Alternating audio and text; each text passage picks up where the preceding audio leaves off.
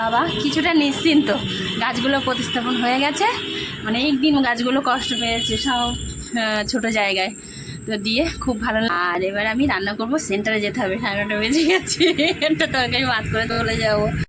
এবার বসাবো এই যে ছোট্ট ছোট্ট এই যে টবে এই যে ডালিয়াগুলো নিয়েছিলাম, এইগুলো সাইজটা কেমন ছিল, মানে এই যে পিটুনিয়ার মতন এরকম ছোট্ট ছোট্ট সাইজ ছিল, আজ 10 দিনে কত বড় হয়ে গেছে।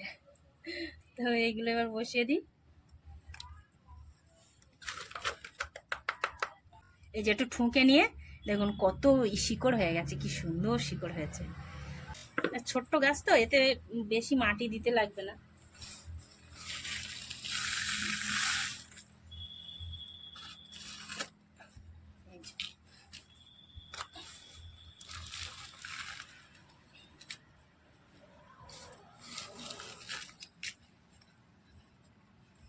এই ছোট্ট গাছগুলো এইগুলো এই টবে এইগুলো নিয়েছিল 8 টাকা করে চারা, আর এইগুলো এই যে গ্রো ব্যাগে ছিল, এই গ্রো ব্যাগে ছিল এই বড় ব্যাগ, এইগুলো এগুলো নিয়েছিল 25 টাকা করে। তা এইগুলোই কেনা ভালো, এটা 8 টাকা নিয়েছে। একটু ছোট ছোট গাছ তো একটু বেশি করে মাটি দিয়ে তারপরে বসাবো। এই যে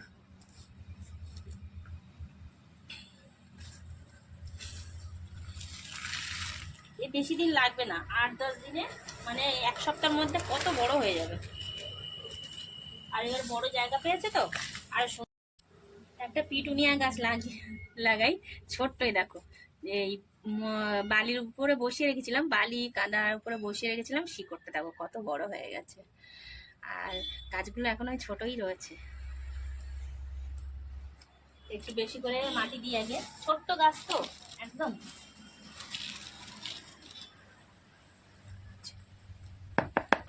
একটুখানি এরকম ঠুকলে এটা বেরিয়ে আসে।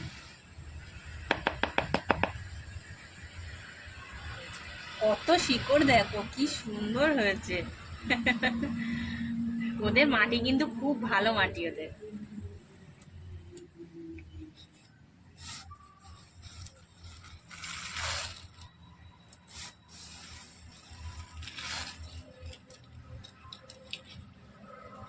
একটা পিটুনিয়া বসালাম, এবার একটা চন্দ্রমল্লিকা দেখাই। এই যে চন্দ্রমল্লিকা, চন্দ্রমল্লিকার ফুলগুলো কিন্তু সাদা রঙের হয়, খুব ভালো হয়। আর চন্দ্রমল্লিকা গাছ খুব একটা মরে না, আমার ছিল আগে, তো সেটা এত বেশি বেড়ে যাচ্ছিল, লতিয়ে যাচ্ছিল যে তো সেটা তুলে ফেলেছিলাম।